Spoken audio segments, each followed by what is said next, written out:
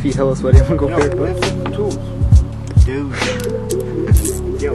Hey, what's up, YouTube? Alright, guys. So today we are putting boost gauge on, and I want to throw on boost controller because right now I'm supposed to be on 8 pounds. That's what my wastegate spring is. But because we're going to be doing some tailgate drifting soon, I decided to turn up boost, so I'm making a little more power. Carry on drift, I guess. Plus the car is really slow right now.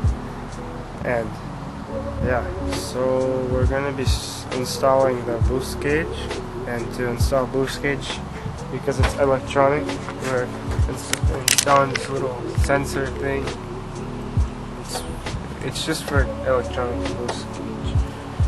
The vacuum line comes into here, and then from there it's just wiring that goes to the sending unit, and then from sending unit it goes to the gauge. So we'll install gauge, and then hopefully we'll make like a mounting place for the AEM AFR gauge. Hopefully we can take it for a drive today with boost up.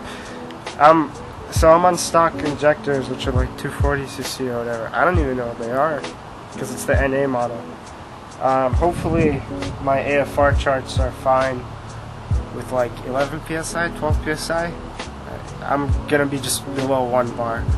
That's the plan. That should put the car at like 220 horsepower, maybe. We'll see. My big camera if I have to at night.